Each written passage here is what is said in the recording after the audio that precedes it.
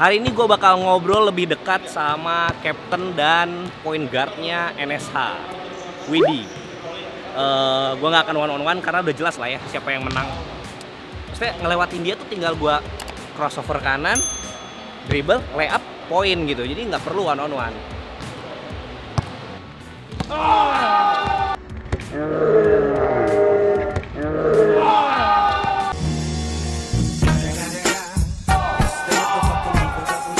Not in my house, Raul. Not in my house.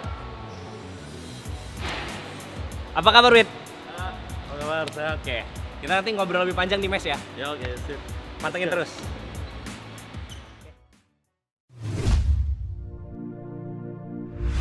Oke, Wid, thank you nih udah Indosport boleh datang ke mesnya NSH ya. Iya. Oke.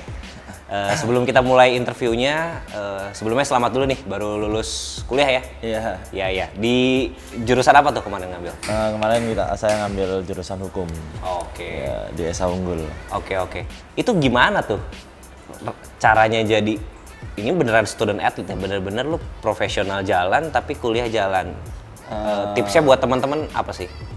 Ya emang saya sih udah kebiasaan dari waktu SMA juga ya. Ya. Jadi saya waktu SMA emang udah sekolah saya student athlete. Jadi saya sambil main basket, saya juga sekolah waktu itu. Nah kalau sekolahnya saya jelek, beasiswa saya bisa dicabut. Jadi mungkin sudah terbiasa dari situ. Nah jadi saya bawa waktu saya masuk di profesional, karena saya juga dituntut untuk kuliah. Jadi ya saya ya mencoba terbaik lah. Kalau lulus cepat kan lebih enak. Iya. Dan kecapaian ya lulusnya cepat iya, ya. Lumayan lah, masuk target lah pas setengah tahun. Mantap ya. Jadi nggak ada alasan ya buat orang yang suka basket sekolahnya ke pinggir tuh sebenarnya nggak ada alasan ya. Nggak ada lah, pastilah pendidikan nomor satu. Pendidikan nomor satu. Oke, kita mulai masuk ke basket. Boleh cerita sedikit nggak? Dulu awal mulanya ketemu basket itu pas kapan dan serius menekuninya tuh kapan? Awal mulanya banget ya, mulanya banget ketemu basket itu saya waktu masih TK saya. Dari TK? Saya dari TK main basket, saya ngikut kakak saya, dua kakak saya kan bermain basket juga. Cuman nggak sampai profesional sih sekarang. Nah dari situ saya ikut, kakak saya ikut latihan dulu, kelompok umur CLS, sekolah basket CLS, dari ikut, CLS, ya kan di Surabaya kan CLS paling terkenal. Ikut, terus kok mulai senang ya kan. Dulu saya olahraga mah semua mainin. Basket iya, futsal iya, wusu bahkan saya juga mainin. Nah orang tua bener-bener ngedukung aja semua olahraga itu ya? Atau ada tertentu? Mendukung sih, papa mama itu kayak mendukung semua kegiatan anak-anaknya sih. Gitu. Nah waktu basketnya saya mulai menekunin di mulai SMP akhir lah. Soalnya kan waktu itu saya juga dapat tawaran beasiswa untuk SMA-nya. Nah dari situ sih saya memutuskan untuk lebih fokus ke basket. Jadi yang olahragain saya udahin lagi. Jadi sejak SMP ya? SMP.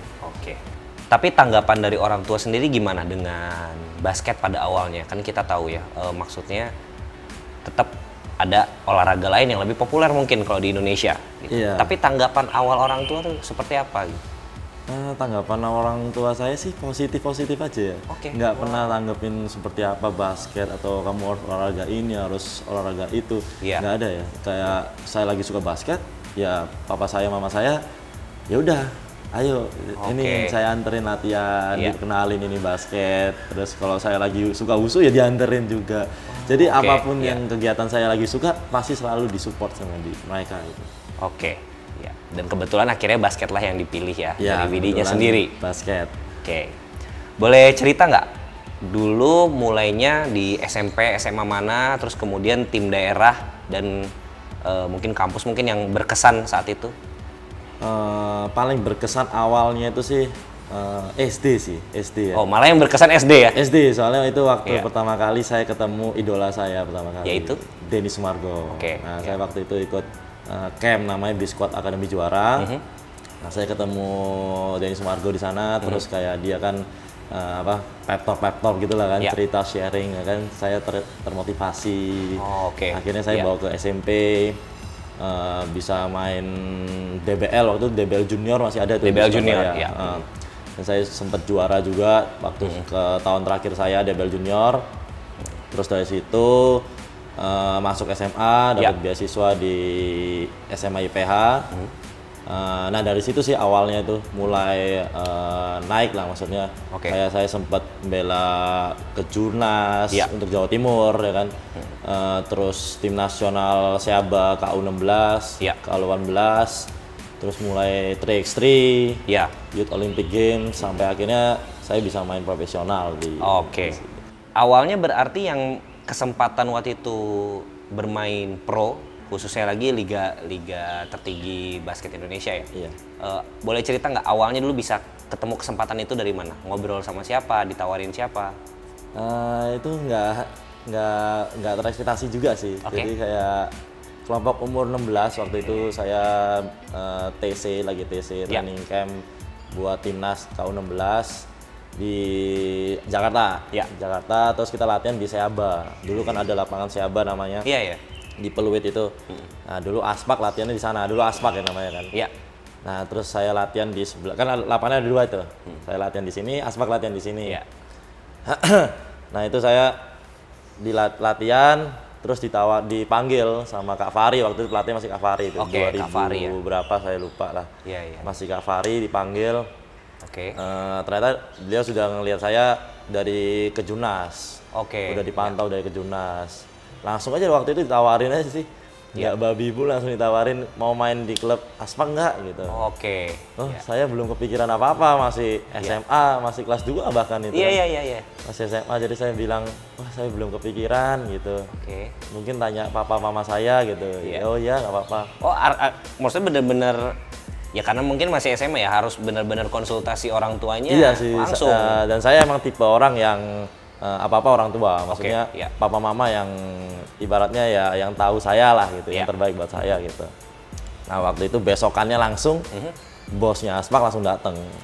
Dan kebetulan papa saya datang. Jadi waktu itu ya emang langsung bos Kim Hong, bos Aspak langsung ngomong ke orang tua saya, ditawarin segala macam. Akhirnya ya akhirnya dengan ini pertimbangan. Saya akhirnya milih Aspak, masuk Aspak. Gitu. Itu awalnya bisa masuk liga profesional. Nah, nyambung ke pertanyaan berikutnya, tadi udah sempat sebutin idolanya. Dan ternyata se-impact itu ya Denny Sumargo waktu datang ke acara itu benar-benar jadi idola.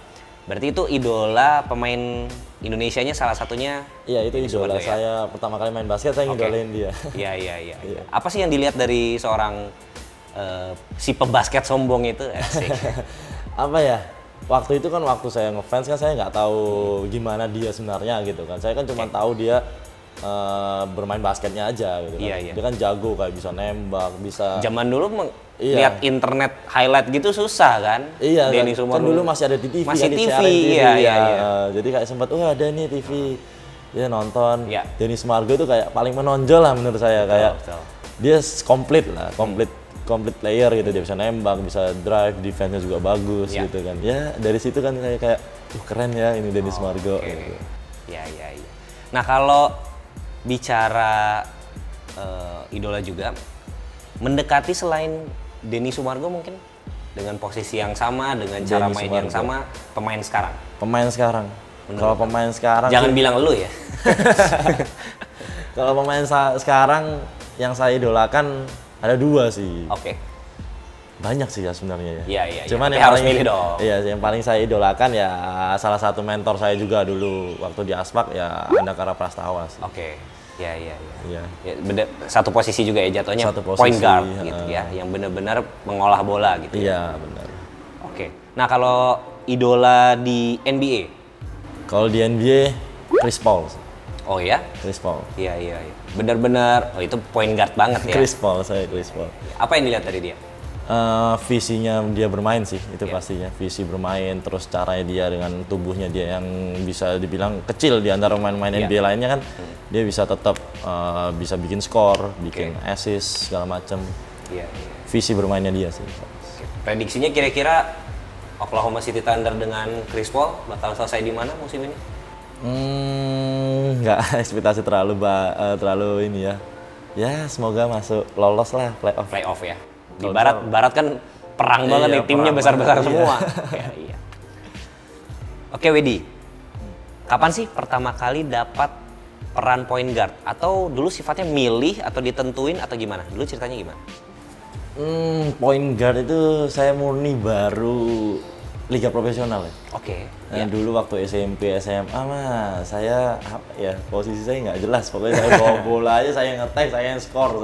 Oke, iya. Jadi kalau disebut point guard juga bukan point guard gitu kan. Iya. Saya baru belajar visi bermain, cara passing, cara tahu orang kosong itu baru di liga profesional. Oh iya? Iya. Jatuhnya, jadi selama dulu waktu belum pro benar-benar semuanya aja dipegang ya? All around lah ya. All around, nggak kelihatan point guard? Nggak kelihatan. Biasanya lebih banyak teman saya yang jadi point guard. Jadi saya wingman lah, bisa diomongin wingman. Oke. Menarik. Oke. Dan sekarang sudah menjalani sudah beberapa tahun lah di hampir 5 tahun saya 5 tahun ya. main Liga Pro. Oke. 5 tahun menjadi point guard. Suka dukanya? Dukanya dulu lah ya. Iya. Kalau dukanya ya dulu kan saya di Aspak, di Stapak ya kan banyak point guard senior. Jadi saya harus ngantri lah. Otomatis kan. Iya. Dan sukanya ya karena saya punya mentor-mentor yang menurut saya mentor-mentor terbaik. Ada Mario Gurungan, ada Andakara Prastawa, dulu ada Rizky Liandra. Mereka semua senior-senior saya, ya sukanya ya saya dapat masukan yang banyak banget gitu loh. Nah, bicara posisi seorang point guard juga ya. Pernah ingat nggak latihan terberatnya yang paling intens itu kapan? Latihan terberat untuk jadi point guard? Iya. Protect the ball sih pasti itu. Protect ball, cara kita kaki, pivot, kita harus kontrol bola, tapi kita harus ngelihat teman-teman kita, 4 teman kita, bahkan 8 orang kita harus ngelihat di lapangan kan, musuh-musuhnya juga. Jadi itu paling susah sih. Visi kita harus bisa, kita ngelihat sana, tapi kita juga harus melihat belakang, itu kan itu susah menurut saya. Ya, artinya maksudnya untuk seorang Widi aja untuk mencapai titik sekarang aja melewati itu harus latihannya sih ekstra ya. Ekstra ya? Iya, tambahan dribble segala macam, cara kita passing itu juga harus ini sih. Iya. Nah, so far best moment di tim daerah dan IBL? Di tim daerah Jawa Timur? Ya. Jawa Timur saya ke Jurnas U18. Kenapa itu paling berkesan? MVP soalnya saya. Iya. Ralat. K16. Kalau 18 saya nggak main, K16. Jawa Timur, K16. Jadi pencapaian yang berkesan ya? Iya, pencapaian berkesan saya. Kalau di IBL? Kalau di IBL ya pasti tahun lalu lah. Juara, jadi point guard utama di tim. Itu suatu pencapaian terbesar buat saya lah tahun lalu. Tapi ya target pasti harus bertambah. Iya dong, otomatis.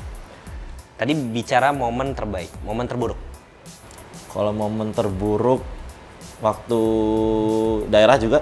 Ya, di daerah dan waktu di profesional IBL. Di daerah ya PON 2016 kemarin lah. Saya kalah di final itu ya termasuk momen terburuk lah. Soalnya kan saya PON juga sekali lah seumur hidup kan. Saya 5 lawan 5. Terus saya nggak bisa bawa tim daerah saya juara, ya itu sedih lah saya. Kalau momen terburuk di IBL, mungkin banyak orang yang nggak tahu saya pernah diusir dari lapangan tahun lalu. Oh ya? Ya. Boleh diceritain lagi? Waktu pre-season IBL Gojek waktu itu lawan Hang Tua. Memang saya lagi main jelek. Terus ada satu momen saya lakuin 3 turnover berturut-turut. Terus langsung Coach Gibet time out. And then he said that go back to your locker room. And then itu kayak sedih lah. Ini kayak saya berharap tahun ini menjadi tahun saya, tapi di pre-season saya udah diusir. Ini kan saya kayak, gimana ini? Tapi ya, life must go on lah. Dan akhirnya sampai bisa dibilang itu teguran keras kan artinya kan? Iya, itu pertandingan, bukan sparring, bukan apa. Iya. Go back to your locker room. Iya. Ya itu sih. Gue juga dulu pernah gituin. Disuruh passing ke tembok. Udah pindah ke lapangan sebelah, passing tembok di pertandingan juga sama. Mirip banget gitu dan berkesan. Dan itu yang biasanya ngebuat. Iya, itu membuat saya semakin ya saya harus tunjukin ini. Kalau emang ini mau menjadi waktu saya harus tunjukin ke semua orang kalau saya layak emang. Ya, jadi kayak turning point juga kan. Kalau bisa dirangkum nih, boleh disampaikan nggak ke teman-teman yang nonton video ini saran utama untuk menjadi seorang point guard yang baik? Saran Saran pertama ya, saran yang paling penting lah ya menurut saya ya. Kita harus tahu teman-teman kita itu sih, itu paling penting karena kita sebagai point guard nggak bisa mau-maunya kita gitu. Kita harus tahu teman kita ini suka di passing seperti apa, teman kita ini kalau lari, kalau kita passing ini dia bisa ngambil atau enggak. Terus sifat-sifat pemain yang di lapangan atau yang di tim kita bahkan, karena point guard itu bisa dibilang coach di lapangan gitu loh. Kita yang harus ngatur pertandingan, kita yang harus ngatur tempo permainan gitu kan. Jadi kita harus tahu segalanya lah. Itu yang paling susah dan dan saya pun sampai sekarang saya masih belajar untuk itu gitu. Jadi itu yang paling utama sih. Iya. Artinya untuk dekat dengan satu tim nggak cuma di lapangan doang, pendekatannya di luar lapangan juga ya? Pasti. Oh, Kenapa saya memilih NSH waktu terjadi konflik itu juga? Karena itu yang bisa diperjanjikan dari NSH. Ketika Setapak balik, saya bakal balik ke Setapak.